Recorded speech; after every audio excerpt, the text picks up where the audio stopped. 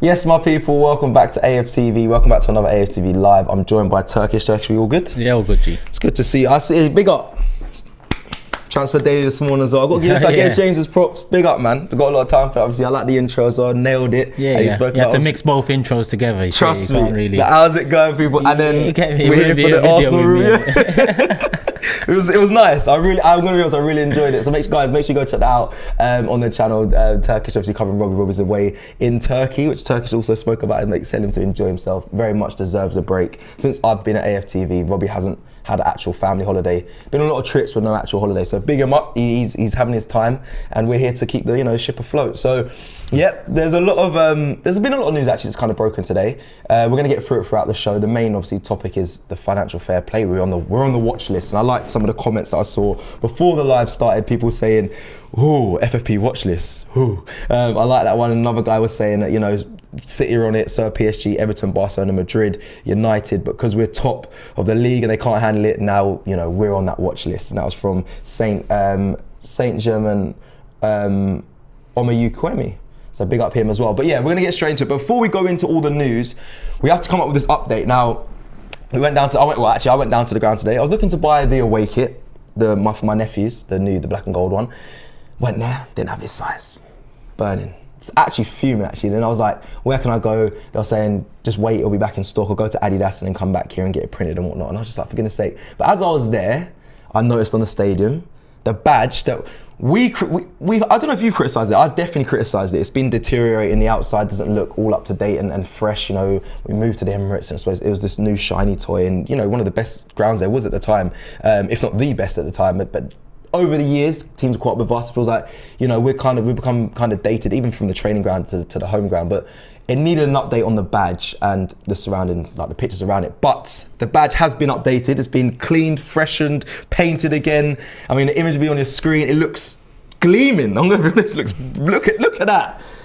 Looks like a pendant. Looks like one of the pendants we get that we get sent to us. But it is looking sharp. They could have sorted out the whole back as well, but I guess one step at a time. One step at a time. Yeah, Turkish. One step at a time. Because now they've cleaned that, it highlights the background now, even more so than it did when it was all a mess. Yeah, it looks dull, doesn't it? So I don't know if they're paying by the hour or what's going on, but they should have sorted that out as well. But listen, one step at a time. They might call you down to help paint, man, for that's not in my remit.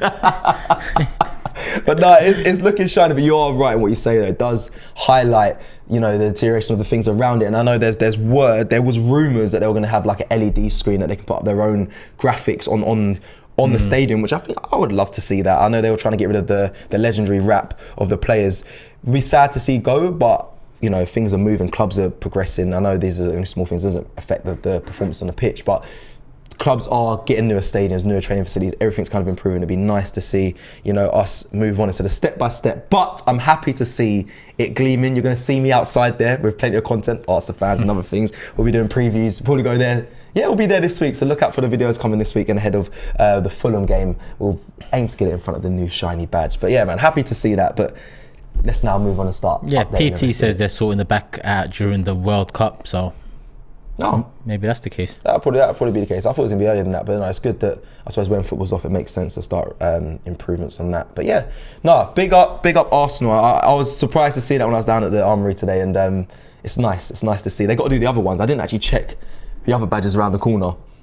Maybe that'll be next. Maybe day by day, month by month. Couple hours at a time. But we'll see. I'll check up on that as well for you guys as well. I'll keep you updated. But anyway, let's get into the main news to start with. I never normally do this. I normally leave this till the end. I normally leave the main news to the end, but I think we'll get into it because it's going to be quite a big talking topic. Is this financial fair play? So just to give you guys the news, kind of broke today. Arsenal on the watch list for financial fair play. The other clubs amongst this are Barcelona, PSG. Are some examples, obviously, clubs on the watch list as well, potentially breaching the financial fair play rules after Arsenal reported a staggering £213 million of losses over the past 3 years, where the UEFA rules only allow 25 million over this period of losses. However, the governing bodies do allow COVID-related losses and healthy spending on women's football and the academy to be written off. So that is kind of the gist of it. 20 European clubs have been placed on the UEFA watch list for the year 2021 to 2022. yeah, the list consists of clubs that may be endangering the breaching of financial fair play. Now, funny, because I'm going to be honest, 230 million, that is compared to what they accept as 25 million, it's a big margin there. It's a big margin there. So I understand why we're kind of being put on the watch list. However, the 150 million last season that we made, the highest spenders in the window last year, during COVID. Could you write off some of that? I mean, they write off a lot of it because of COVID. Because of COVID. So I think Arsenal are actually doing a bit of smart business potentially in that sense. They could wipe off the 150 million. In my opinion, I don't know how. I'm not in there doing all the contracts, but COVID-related losses. I mean, that is someone in the business is probably doing a smart one there and saying, well, listen. I swear, what was it last year? I should have really checked this before the stream. But last year, go on. Our accounts were something like 100 and something mil in losses. 106 mil, 110 mil maybe. I remember you spoke about this because of the merch and stuff, and you was doing you're checking the accounts. Yeah, but then 85 of that the club say is due to COVID. Right. So I think it worked out to about 15 to 20 mil losses outside of COVID related. So that 213 is probably both years of losses added without taking into account the COVID related. And it even says, however, UEFA have not received the final accounts from Arsenal, meaning it's still not clear of how much danger Arsenal could potentially be in. So I don't even know where this story's really come from. If you haven't seen our final accounts yet, then what's the watch list about? Like the guy said at the beginning, watch list. Like, yeah, what's the big scariness about that? Who gives a shit anyway, man? UEFA. Listen, FFP was meant to be a thing. Wenger put all his eggs in that FFP basket over the years, and in the end, UEFA, they crumbled. Crumbled. FFP has crumbled. I think the sooner they realise that, the better. They should have gone down maybe a salary cap route, maybe the same way or similar to how American sports do it, NBA and so on. That would probably bring a more level playing ground. But FFP hasn't done anything to some of these teams out there that are being investigated over the years. Yeah. And to be honest with you, Arsenal, last year we wasn't in Europe. This year it's Europa League. It's been Europa League for a few years. They ban us from that. Obviously, this season we might get top four in Champions League. So they need to hold their horses. Yeah, don't say that as well. Yeah, chill. I'm looking at the Europa League as a potential trophy. They need to let us be great again. Let us spend the money. Yeah, let us just... Because in the long run, it'll be better for them. Arsenal back at the top of the game. The amount of fans we got, not only in the UK, but worldwide. It'll be better for football. It'll be better for their pockets. Just take it easy over there, UEFA. Focus on Barcelona, blood. Like, they're doing a madness over there. Focus on them. Think about the financial players. Stick to them. Don't worry about us. Like you said, let us have our moment. And what you just said there, 15 million because of COVID losses. You know that is, I think, what they're trying to do. What Arsenal trying to do. I think that's the route they're kind of going down. And just I think they've been doing a smart one here. But chill out, man. Just as soon as things are looking good, like the guy said at the start, at the top of the show, in that comment. Let us just do what we're doing. You made a great point there. We'll bring a lot of business to them anyway. But that's kind of the news. It's circulating around. It's from the Mail Online as well. It's from a lot of publications, actually, if I'm honest. A lot of people are talking about it that were on the watch list. I still don't know what that means. They probably just keep an eye on our accounts. Maybe, but will that affect some of the deals going forward, people listening and watching? Do you think that, Turkish, do you believe that? Do you think, I don't think they're holding out for Tielemans. I know we just spoke with one of the people in the office about it. Maybe that's why they're holding out for Tielemans because of this, but I don't believe that. I think they are still trying to drive down the price, but I don't think it's because of financial fair play. But could it have an effect, this financial fair play fee or discipline that we might get for breaching that? Like, listen, don't get me wrong, I'm surprised at our spending, considering where we are, and by that I mean Europa League, no Europe, back to Europa League. So I've been surprised by the spending, and if you couple it up, I've mentioned a lot of times, but I'll be called negative for it because yes, the incomings have been good over the last couple of years, and they've helped improve us a hell of a lot in comparison to where we was. But the outgoings is where you could trip up later down the line. That's why for me, Champions League this year is a necessity. Not just as a fan who wants to see Arsenal back in the Premier European competition and continue to build on that, but financially as a business, I think we need to make Champions League this season now. We need that revenue, and the UEFA look at 2-3 years combined. Obviously, COVID now, we're a year off that. Yeah.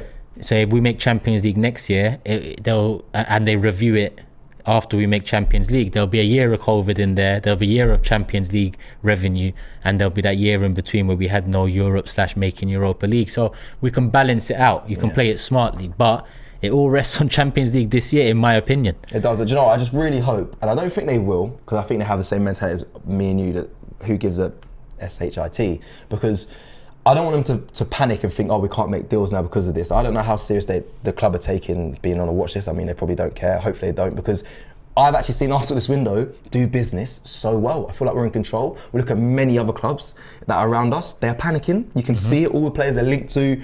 They're linked with players that, you know, we've been linked with in the past, and they're paying out big money for players. They're panicking, panic buying. For this window so far, I've been so happy from Arsenal how well they conduct themselves. Yes, of course, I still want to see some more incomings, but I'm not stressing about that. There's still time, and I don't feel like they're pressured. So I'm hoping that this financial fair play puts them under any from sort when of pressure. PSG can buy Mbappe, Neymar same year, from when Man City can do what they've done over the years, and Barcelona, even United. Well, the thing about United is United are massive. They make a hell of a lot of money, so I won't even include them in this because their revenue streams are different levels. So they've actually spent within them. But Barca, Man City, PSG. Listen, we've seen how fucked they've been over the years in terms of financial fair play and not really abiding by the rules. Nothing's happened to them. Yeah. And I'm not saying something should happen to them, because I just feel like, listen, I just don't feel FFP was implemented correctly. Number one, was the correct method to implement. Number two, they don't even do that. I don't think they even do their job properly personally. So that sounds. I don't so feel harsh, it gives. The whole point of it was to give teams, the teams lower down the tables and whatnot, a bigger chance. Yeah. But I just don't see it doing that, or even if it was implemented, I don't see it working out. I just think it was just something. God knows why it was really put in. You know, the bottom line for UEFA and FIFA and so on is money. So maybe there's some financial gain from them on the back end. Yeah. But in all honesty, I feel like they might as well bin it now. The FFP itself, those three letters, financial fair play, those three words, they mean very little to football fans now, football clubs even. Football clubs, yeah. Football clubs are saying that. I mean, like, so yeah, they've got to scrap it and either come with something better, something that makes sense, something that we can all agree on and get behind, or just bin it and go back to the way it was. All right, let's do this. Before we go into the super chats and comments, the outgoings at Arsenal, there's still many that needs to happen. We've seen a lot of players that we've discussed on many of these live shows that, you know, they kind of need to move on. Financial fair play, do you think the board, the Kroenkes or the Vinay's or the Edus are saying to Mikel, like, Eddie's probably not saying because it's probably his job, but the Kroenkes are saying we need to start moving these players. We need to see a return. We need to see some of these players that you brought in, or not just you, or players from the past, move on, because there is 230 million in losses is a lot of money over 3 years, regardless of that is a fact of it. That is what we've lost over the past 3 years. That is a lot of money. So there must be some sort of pressure to get these players out. And why aren't they? Why are they not moving on? Like, what is it? Is it the level of ability? Is it the club? Is it what? Because players are being linked. Like, even today, we're going to discuss at some point in the show that Bellerin's been, Barcelona are eyeing up Bellerin. Like, why are these things not happening? Why are they not getting moved on? Why are these players not? What did you just say? I got it here. It was a little article I read today. But Barcelona have an eye on Bellerin. Okay. Probably what happens. It's happened many a times. They've had their eyes on him before, but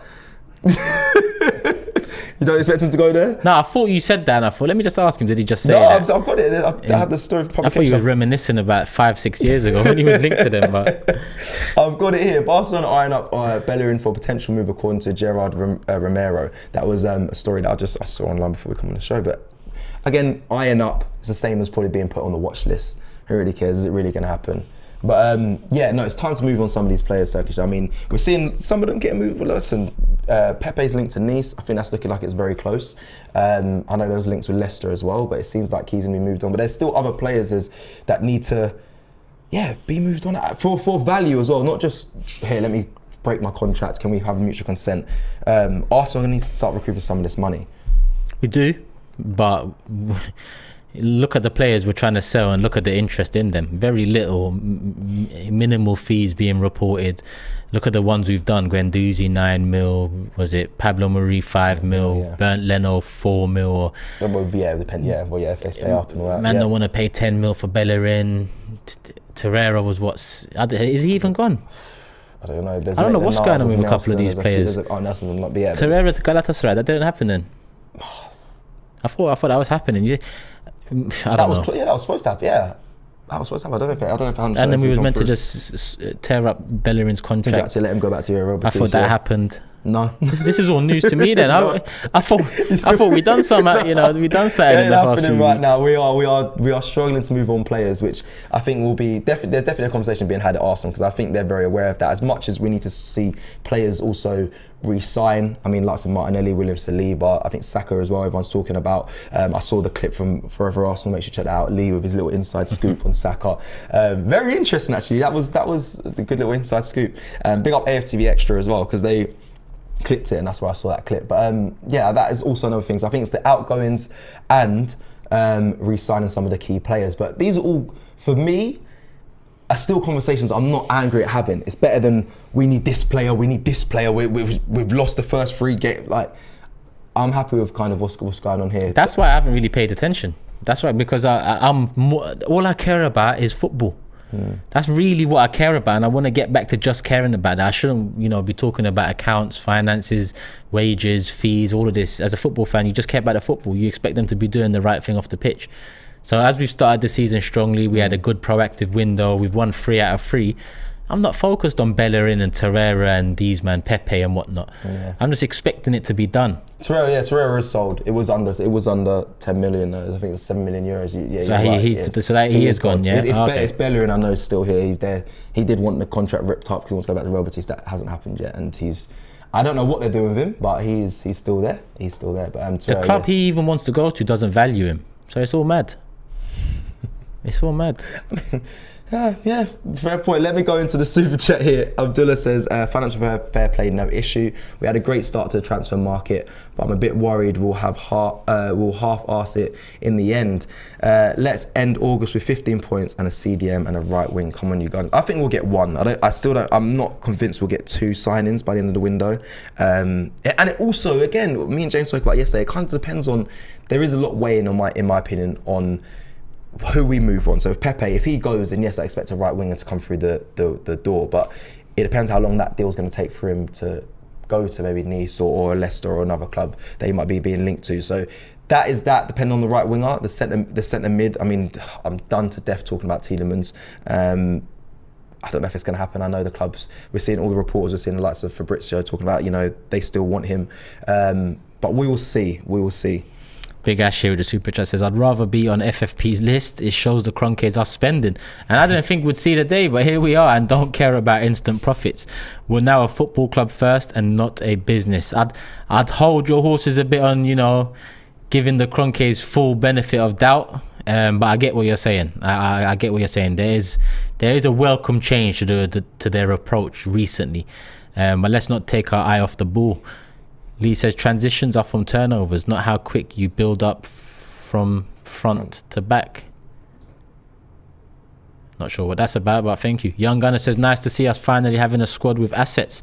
Not saying we need to sell, but Saka, Martinelli, Saliba, White, Gabriel, etc. could all sell for large fees. Neto over Pino, in my opinion, and Champions League is a must. Lovely super 100%. You can add Emil Smith Rowe to that. You can add a few. You can add. Listen, me and Robbie did a great live. I think it was like last week or a couple of weeks back.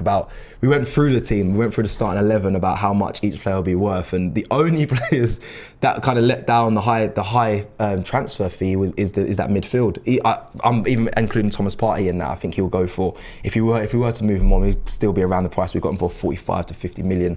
Xhaka is where it dips as well, but the rest of the players around, from defence up to the strike force, high assets there, which is a good thing. But like that super chat says, listen, we don't want to really be thinking about that right now, because I like having this team and then seeing them perform, and hopefully it gets us back to where we belong. So for now, it's good, but the assets we want to hold on to. I don't want to see an Arsenal of the old where they get rid of their top players for big money and then we end up in the same cycle. That's definitely something I don't want to see going forward. But because of the way our outgoings have gone and the lack of real income for them, don't be surprised if next summer we have to sell one of our assets to balance out the 2-3 years. Obviously, Champions League football and the money that brings, it could balance it itself. I don't know the numbers exactly, because obviously we don't know what's happening this season. The numbers fully from last season haven't come out. But, with the lack of real income from outgoings, we might sell an asset in the next couple of years. And I'm not completely against that, because we're not a Man City, we're not a PSG, we're not gonna just pump all the time, and it's just not gonna happen. Yeah. But we might sell an asset, and it's what you do with that money that you get from that asset. It's how you maneuver it and how you Well, that's what I was gonna continue building upon what you've built already. Obviously, Liverpool done it with Coutinho, Suarez before that. That kind of elevated them to the next level.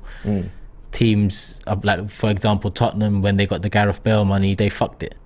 So that point in your progression or development as a football club or a process. Yeah.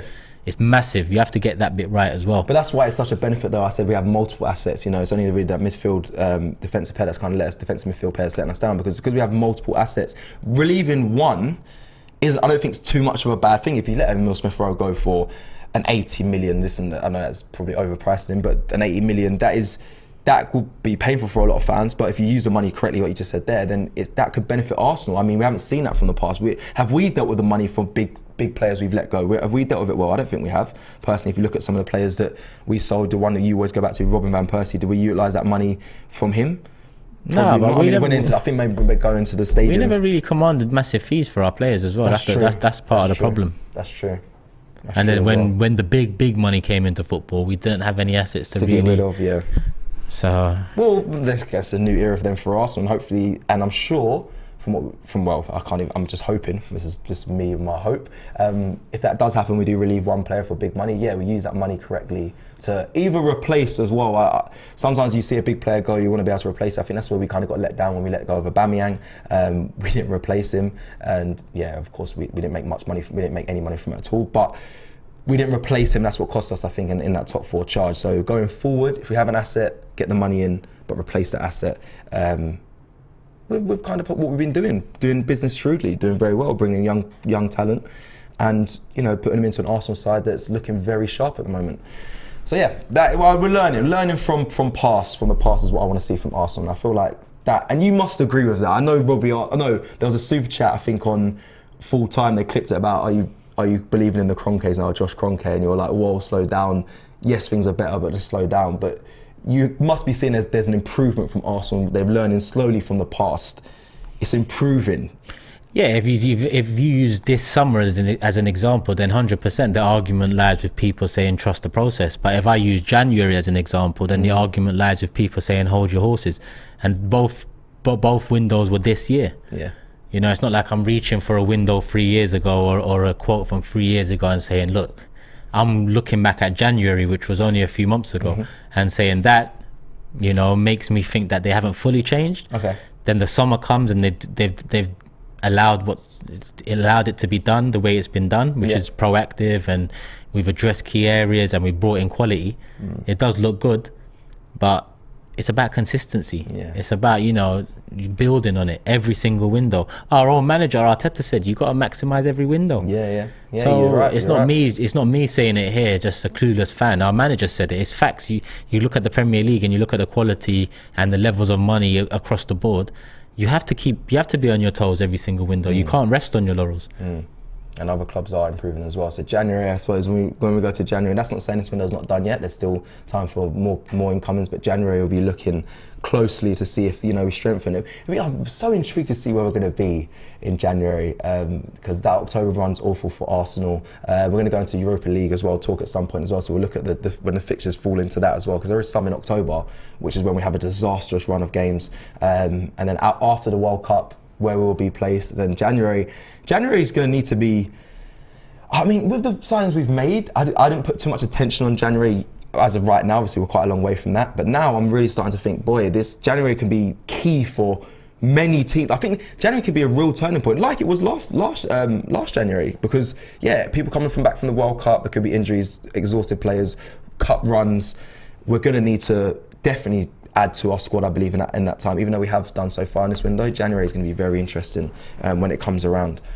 I think if we get one more player in, we don't really need much in January, if anything. Serious, yeah. I don't want to have to rely on January. The reason I go back to last January is because we needed something then. So in December, if a mix of injuries or what happens if the front man goes, if Gabriel Jesus goes down, we've got problems. So I'm saying January might be a time where we're going to have to address that. That's no disrespect to Eddie, because Eddie could step in and still be fine. But from where I am right now and how I feel as a fan, I agree. If through the World Cup, if Gabriel Jesus comes back injured, there could be problems. So January. Be on your toes. Just be ready. That's the thing. When you're proactive, you make smarter decisions. Yeah. You can see things coming because you're proactive. So, we all want 2 more players in the next couple of weeks, a winger and a midfielder. I want a midfielder more than a winger. Get one of those over the line. And if need be January, then you test the waters. But in reality, I don't want to be looking at January. I just want to focus on the pitch. The 90 minutes, week in, week out, Europa League, FA Cup, Premier League, whatever it is. That's what I want to focus on. I don't want to care about everything else, the satellite stuff. I don't want to care about all of that. No. I just want to care about the football. Yeah. And so far this season, it's like I said, it's been a welcome change that I'm not focusing on off the pitch, because on the pitch we're winning, it's looking good.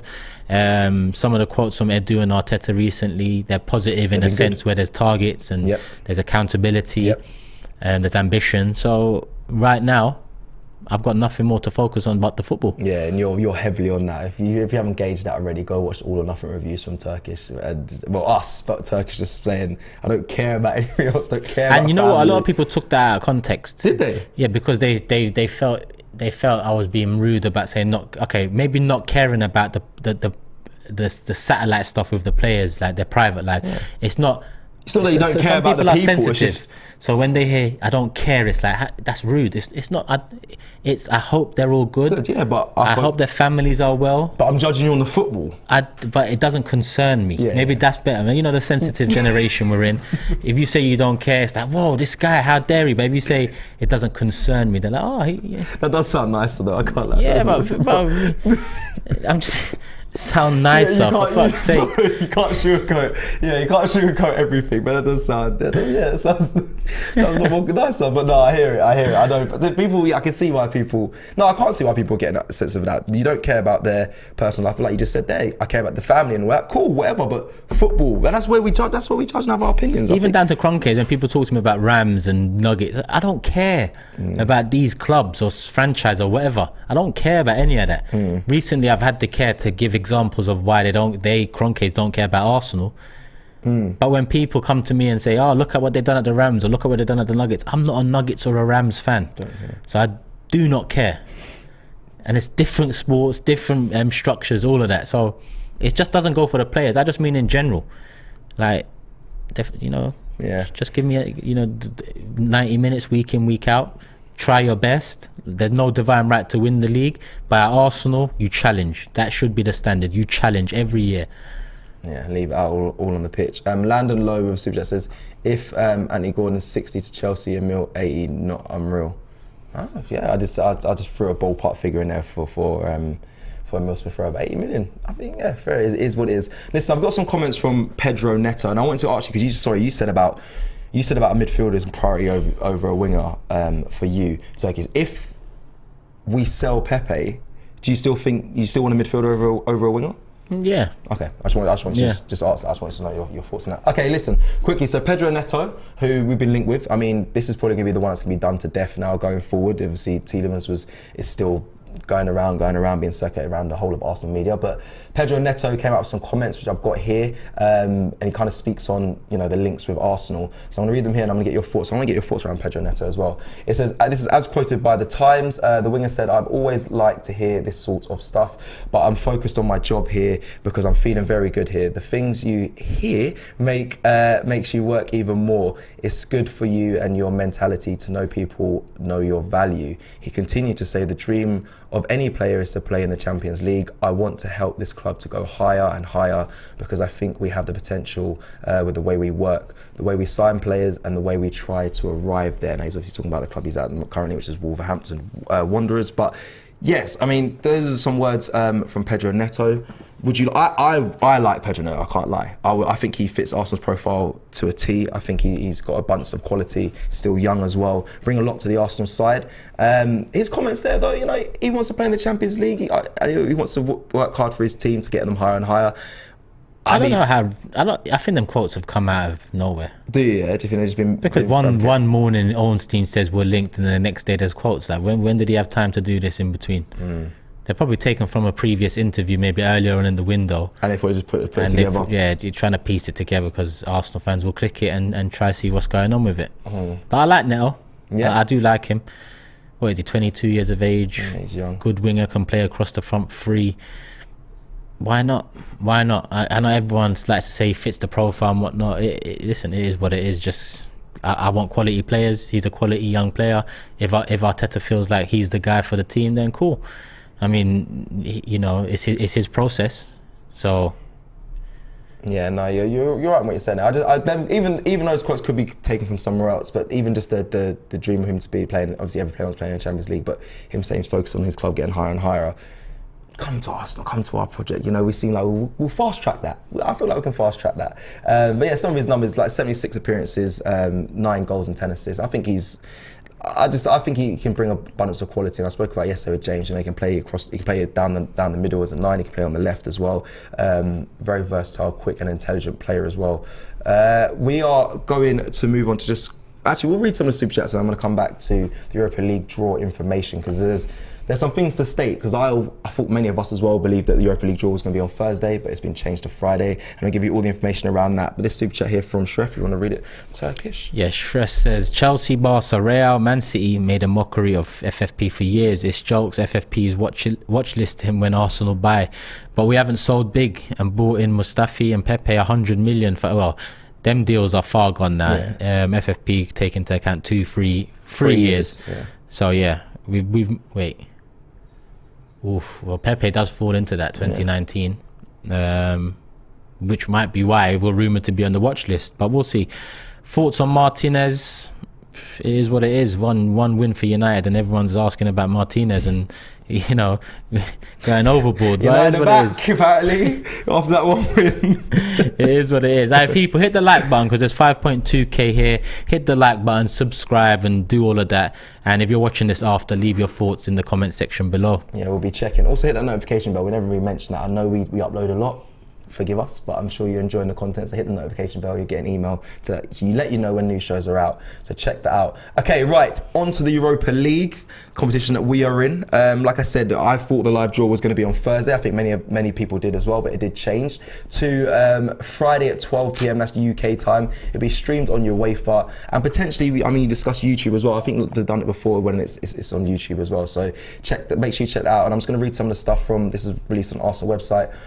One of the fixtures taken place. Now, usually the 6 group stage matches are spread over 12 weeks. However, due to the FIFA World Cup taking place in November, this has been condensed into 8 weeks. These are the 6 match days. So match day 1 is September the 8th. I'm just going to quickly just get that. So that's in between us playing Man United on September 4th and Everton on the 11th. What's Everton home? Yeah. Everton at home, and then it goes into September 15th for the next game. That's just before the Brentford match, which is away, so it's in between there midweek. And then match day 3 is October 6th. Now, October, if you guys know, is a terrible run of fixtures for Arsenal on paper. I have to say that because right now, some teams are faltering, but on paper, October is where it gets notoriously quite difficult for Arsenal. So on October 6th will be the match day 3, which is in between the North London derby and us playing Liverpool. So it'll go Arsenal versus Tottenham on the 1st of October. Then we'll go away and play or play at home potentially in Europa League, and then we play Liverpool on the 9th. Blimey, that's 3 days between. That's going to be an intense first week of October. October 13th is the match day 4, which is between the Leeds game, which is away, and then October 27th, we have another game, which is match day 5. Now, that is between Nottingham Forest at home and Southampton away, and then the last one, match day 6, is the November. I've lost the date. Apologies for that, people. It's in November though. It'll probably be early November, which again could be quite of a struggle. I'm sure it'll be the week after, which is where we play Chelsea away on the 5th of November. So be prepared for that. So that is kind of the Europa League update, and also be aware that we'll be doing a live stream on Friday. So make sure you guys are all there. We'll be live, going live, giving you all the details around the Europa League, who's playing who, and then obviously, of course, be keeping an eye on who Arsenal are playing and then hopefully, which will be the meeting after that live, sort out the booking the flights, another trip, another few trips. Another few trips. Hopefully some nice air-conned planes that aren't too cold but just at the right temperature. Hopefully some nice destinations. Hopefully some nice destinations. Yeah, that would be good for us as a team, and obviously the team as well. Be nice to tour Europe and see some nice places and give you guys all the content around that. So definitely look out for that, people. What have we got here? We've got it's been retracted, and we've got one super chat here from Not Luke. Says, should we be worried that we're on the watch list? I mean, are you worried? Because I'm not. I don't think we are. I mean, listen, I don't know what are the implements from financial fair play? Do you get point deductions? Do you get a fine? Because if it's a fine, as much as it's a pain, it's not our money. That sounds really hot. Well, it's saying that some of the money we pay to go to games, it could be our money, but it's not directly coming out of our accounts. So that, is it a point deduction? I don't think I've ever seen a team being point deducted for financial fair play. I've never really seen any serious things implemented from it. So I think it's quite a minor, just to be on the watch list for now. I don't think we should be worried. If you are, let us know in the comments, but me and Turkish, I don't think we really are. I don't think even the club is right now. They've probably got that forms, business as usual. Demi with a super chat says, I don't care who we play, Arsenal is a big club. Facts. But in the Europa League group stages, no one should care who we play. We should just get the job done. We should. Same Champions League. Chef says, thoughts. Lissandro Martinez, I'm assuming he's talking about 5'7", one tap on the head. He's 5 foot. And a lot of people are saying transfer ban could be a result of breaching FFP. Oh, okay. Oh, did Chelsea go through that? Did Chelsea go through that when they had to play all their youngsters? That was a couple of years ago. They went through one summer of a ban when they did. Lampard first come in, Hazard got sold, Kovacic come in because he was already pre-agreed. I think that was because of financial fair play as well. To be fair, they were fine from it. And didn't Chelsea? Oh, here we go. Perfect. Good timing, Hadi. Hadi with super chat says, didn't Chelsea get a 2-year transfer ban? I'm sure that is because of financial fair play. I'm aware of that. I remember that as well. And they played a lot of their academy, who, by the way, are superb players as well. Actually, I know some of the players that were around that time, and it was a blessing for them because they got to have minutes for Chelsea and kind of build careers. So, listen. Oh, that wasn't FFP. Yeah, that was with. I see. Wow said that was about a youngster. Yeah, it wasn't. It wasn't about FFP, no. Yeah, because some spacebar said it as well. Embargo over how they signed younger players. Yeah, that wasn't FFP related. So it's how they signed. Yeah, because remember they were just buying up every young player they could and sending them out on loan. I think one of them caught up to them and they got a little ban. Appealed it got moved, and and then they got a transfer ban. Well, interesting. Well, so then FFP, then we haven't really got a example to give. No, so I don't think people. I'm worried now. They might be thinking, boy, we better up our consequences. But I don't think you should be worried about it. Listen, only on the watch list, and again, if it's a fine, it's not directly our money. I think the club's doing fine with what they're doing with their transfers right now. So we'll as the businessmen in the club, they should know what they're doing. So it is what it is. Like, they know the rules they need to work within. They know how they can maneuver themselves around and bend these rules a bit, similar to how Mansour's done at City and so on with these billionaire owners. Maybe we can do the same things. Maybe we can get investment from sponsorships from Kroenke's other businesses that can help us. Other clubs bend the rules. So I'm hoping that our club not necessarily are bending the rules, but they know what they're doing. They're ahead of the game, and they can justify anything to whoever needs, UEFA, FIFA, whatever. Just I want to ask this because I'm sure the comments have the answer to this. Is financial fair play in any other sport? Because anyone let me know? You might know, but anyone in the comments, do they have financial fair play in other sports? Only because I'm thinking about Kroenke's being the owners. They have multiple clubs in multiple sports, obviously in the US.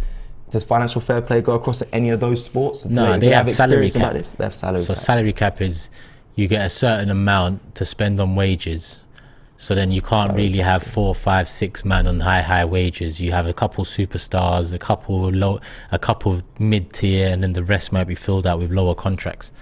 And then obviously they have a draft process. So if you're the worst performing teams in the leagues, then that summer or that pre-season or off-season, you'd get first picks in the draft or top 5, top 10 picks.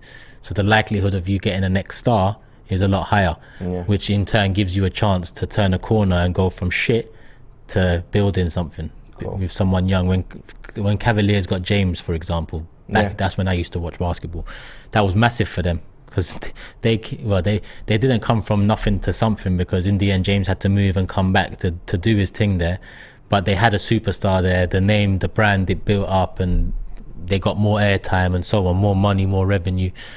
So I actually like the system in America with salary caps and draft picks. So there are some things I like as well in the American sport that can definitely be brought. Draft picks probably won't work here because of the way youth football is set up, but I think salary cap could. Yeah, salary cap seems like it. I mean, everyone was agreeing with you there about the salary cap, and even they said they think in Premiership rugby as well as a salary cap, but not fair play. But I guess it's similar, says Lou _BZ. But a lot of people are talking about salary cap straight spot on with what you said there, Turkish.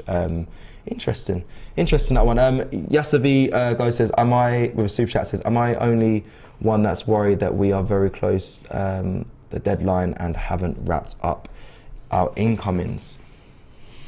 My attention's on the pitch. So yes, if I take my attention away from the pitch, obviously, like Cecil mentioned, with a Jesus injury or a Partey injury, in a couple of positions, we're one injury away from not being in a crisis, but being in a position that we don't want to be in. But at the same time, I want to focus on the football. So if they decide to bring in one person, two players, if they decide to bring in no players, I'm focused on the football. If things don't go the right way in the football, then I'll take my attention back into why it's not going the right way, and that's when we'll touch on maybe the incomings that we want to be in the last 10 days.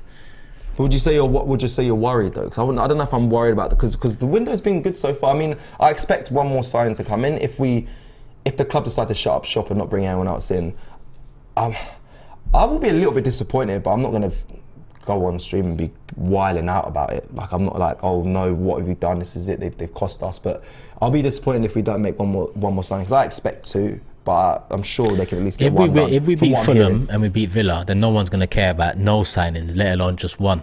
But that's not okay. Yeah, but as fans, that's what we should be focusing on. So I get it, because even me, who's been completely against the ownership and the way we've been reactive instead of proactive, for once we started the season on the front foot. And when you're winning games, you don't care about off the pitch. You don't care. Why should we care when you're winning games? You only care when you're not winning, or you're not performing, or you're underachieving. That's when you start to care more. So if we win against Fulham and we win against Villa, no one's really going to care. If posed the question about are you worried, then yeah, there is some worry there. But if we're winning games, I don't care. So if we win those next two games, you don't care about another signing?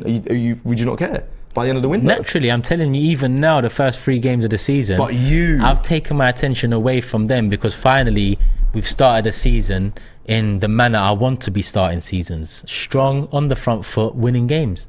That surprises me, Turkish. I'm going to be honest, bro. I thought because I don't know, they still need to strengthen their squad. I think there's plenty more games to come. They do. I'm not saying they don't. They do have to strengthen the squad, 100%. Yeah. But I'll mention it if things don't go the right way. If we beat Fulham and Villa, we won 5 out of the first 5.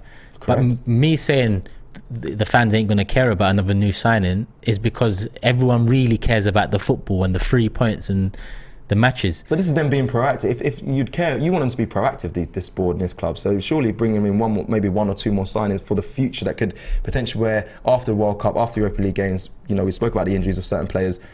With that, you not caring about that? I want Savic. I want Paqueta or Tielemans. One of them. I want them. Yeah. I want a Gakpo or a Diaby or a Neto. I want one of them. But if we win our next two games, you just. But I want us to win games. It's not about forgetting it. If we're winning games, I don't need to mention that, because what they've done, which they've chosen to do, it's working. It's when, God forbid, an injury comes up that causes concern, causes us to drop points, causes a mess of a squad rotation, like what happened at the end of last season after Tierney's injury. That's when I'll look back and say, well, did you really fill all the holes that we had? Like, I'm not gonna, let's say we got it's transfer deadline day, we're here, 15 out of 15 points, Man United away, Old Trafford next. Am I gonna be effing and blinding if we don't get a one player in? I'm not. Do I care? I do care. But will you mention it? Will you say if we window shuts? I mention it now. We should buy at least one more player. We should. But these men need to do that over there. I'm enjoying what I'm seeing on the pitch at the moment, and that's what I want to continue enjoying. I can't wait to see you dance outside the Emirates, boy, when we win the league. When we win the league, remember that. Not when we make top 4, not when we challenge, when we win the league. VJ with super chat says, I'd rather break FFP, get quality to sustain the ban, than be in their radar, but we all know we're nowhere near breaking FFP. Media selling lies. I wouldn't say we're nowhere near. Like I said, the outgoings and whatnot, they haven't been favourable, but I'm sure that they might be in a position to.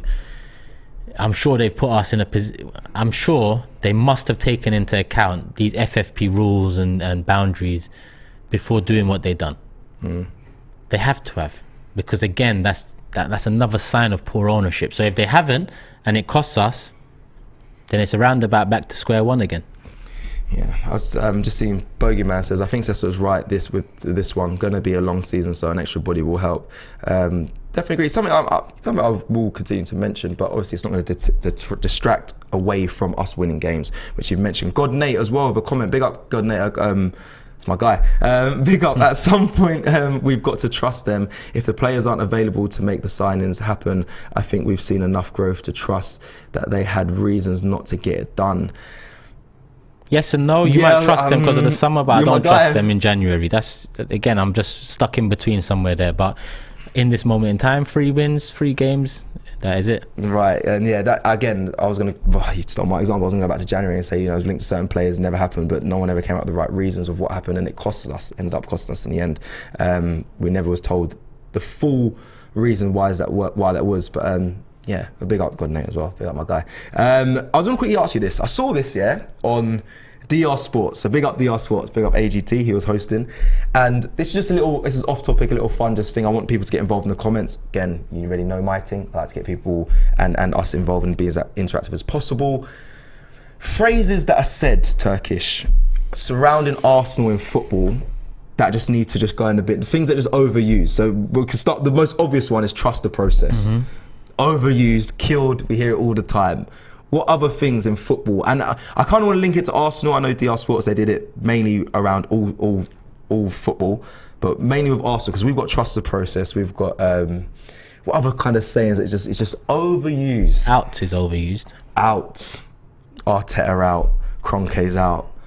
Yeah, that one is. You don't. I don't just mean with Arsenal. I mean in general. Every big club, fan base online is out. Everything's out. What about some along the lines of experience, or like lack of the youngest squad as well? That was always a big thing that everyone was holding on in our hands. Project's one. Agenda. Anything P. Process, project, predicament. I don't know, but yeah, anything along those lines. Agenda is overused. Agenda. In our hands that period was when everyone was saying it was doing my head in. Oh, what was the other one that Lee said before Liverpool? Oh, free hit. Yeah. That was a good one. We need no more of that. That was a good one. Get that one out. Put that one in the bin. Someone said that actually. Yes, the Bournemouth fan. When I had fan cam the Bournemouth guy, and he was giving us praise, he said this was kind of a free hit, and I was thinking, mad. That came out of nowhere. There's loads here. Deluded. World class needs binning. No, GOAT is worse. Everyone's a GOAT. Greatest of all time means one individual, and everyone's a GOAT nowadays. GOAT is overused. It is overused. Do you know what? I'm smiling. I think also, I remember watching something on another channel, but I remember Chunk saying that as well. PR. Is that something that's... No, but sometimes things are PR. Yeah. But there could be another word for it. I don't think PR is overused. Do you not? Versatility, I use that a lot. Very versatile. A player's very versatile. I can play in more positions. Man said, how's it going, people?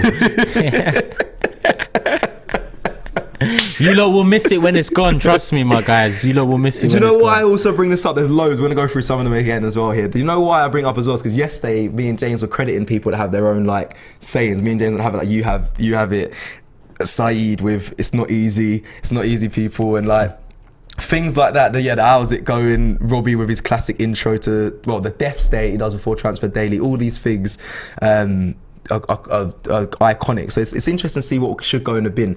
Agenda. Did you say agenda? 100% agenda. Love for the love. Didn't take our chances. A lot of people would say that. But that's football. I'm not angry at that one. Linked with. Do you know what? ITKs. You don't love IT. Not you. You don't actually. But you know, in the office, ITKs in the nose. For me, meh.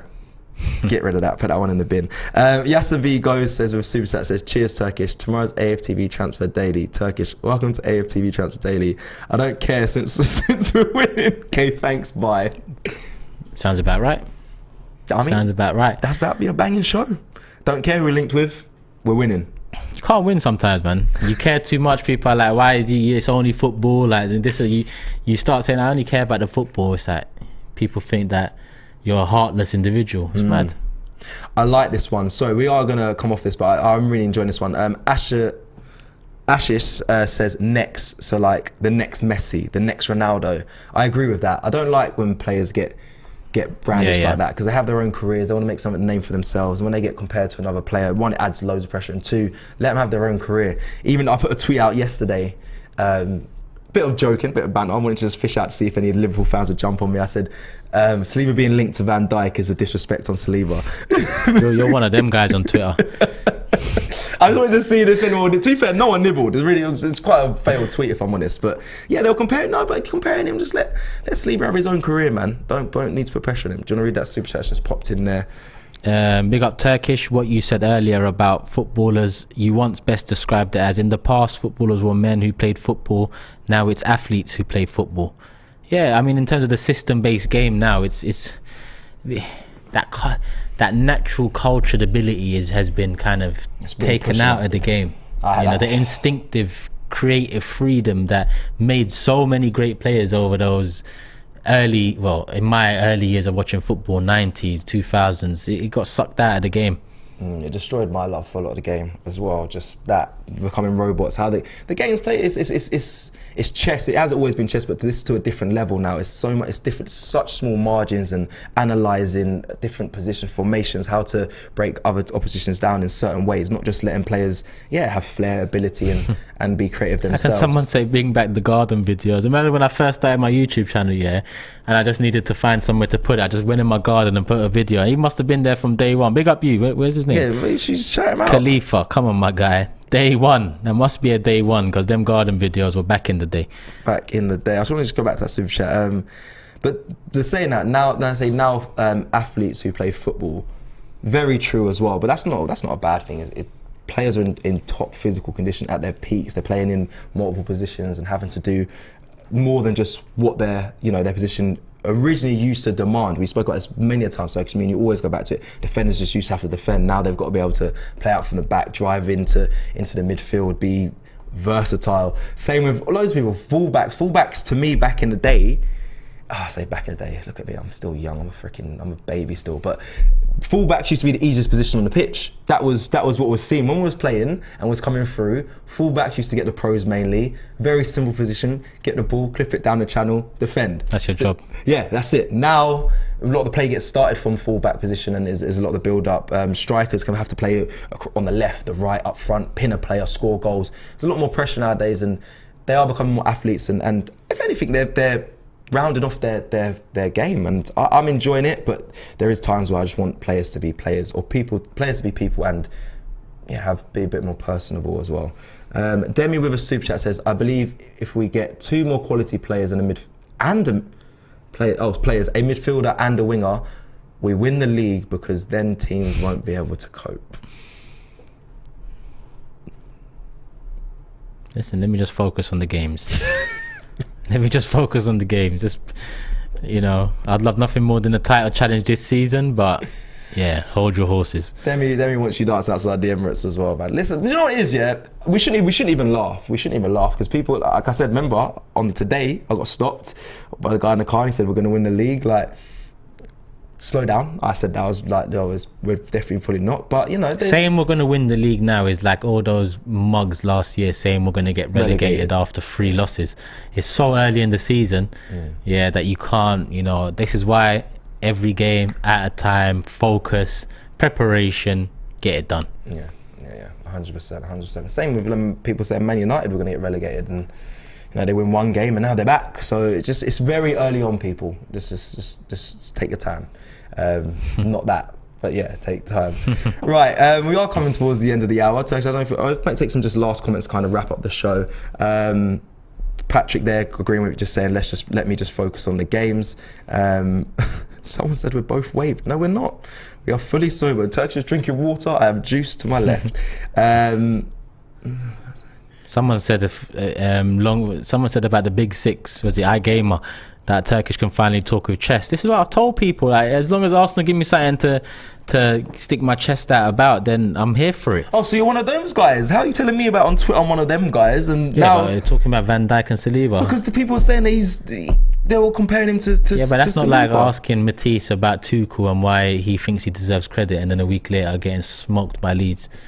Or it's not about like Liverpool winning one league title and then starting the season like this and thinking that. And I'm thinking they're still going to be the same old Liverpool. Yeah, I hear that. Well, we just do questioning, but I was fishing there. Sky Sports James Def's there. It's people like you that get Toby and Matisse angry. So on the big six, they try and take that anger out on Arsenal because of the people on Twitter that compare Van Dijk and Saliba and things like that. And it's just a roundabout of nonsense. I'm not comparing them. I just said it's a disrespect to compare them. But I was saying in disrespect to let players have their own careers and not stop comparing. But some people might take it a different way. Just let me quickly read this one, because the Sky Sports James Def's there. I think James would love to see this account because he was talking about the Don Robbie Def's there. Wasn't Cecil the first to say we would win the league in pre-season? Haha. I Probably. Hey, relax. I never said that. Bro, you might have said that still. I don't think you can say it with chest that you didn't say it. On my life, I did not say, I've never said we're going to win the league. I just said... It sounds like something you'd say though. Are we doing this? No, I'm just saying it. Like, it does sound like maybe he saw you somewhere and you said it. I didn't say that. Listen, remember you danced to the Pepe signing, yeah? You were dancing in the video for Pepe. Yeah? So, hold that on. guy in the van, yeah, that said we're going to win the league, you probably went, yeah, come on. And then he came to the office and said, there's some guy that just said we're going to win the league. And I said, nah. Anyway, Haney, I like this. Man City, Haney with Super Chat says, Man City was supposedly banned from Champions League for a season for breaching FFP, but they sued UEFA and they played Champions League. Okay. Okay. Well, thank you for that Super Chat. Well, like I said, that is it for... No, that's not like I said. I'll say we're coming to the end coming to the end. Look at me, I'm just rambling on my words. Coming to the end of the show. Big up everyone that watched this. Please hit the like. There's 5,000 of you in here. Let's get this up. It says 60 here. I don't know if it's updated. It says 60 likes. No, it's definitely not updated. Okay, it's not been updated, but please hit the like on this video. Subscribe here if you're new. Come and get the merch. shop.aftv.co.uk. You see a lot of people wearing this one. It's the free Gabbies, and okay, it's a popular top. It's one of my favourites. And then Turkish is representing the Tomiyasu top there as well. Big up Tomiyasu. And yeah. Join us again tomorrow at 5 p.m. Like every day, we'll be live Monday to Friday. Check us out. Check out all the content on the channel as well. Talk is Cheap is out. The likes of Bias is out. Go check out White Yardie and Ty doing an unseen clip from All or Nothing. We've got Transfer Dailies. Turkish featured in the one this morning, so big them up every time. And there's plenty more content coming your way. Tactical insight off the back of last weekend's performance. Check that out. And enjoy the rest of the content coming your way. Take care, everyone. Peace.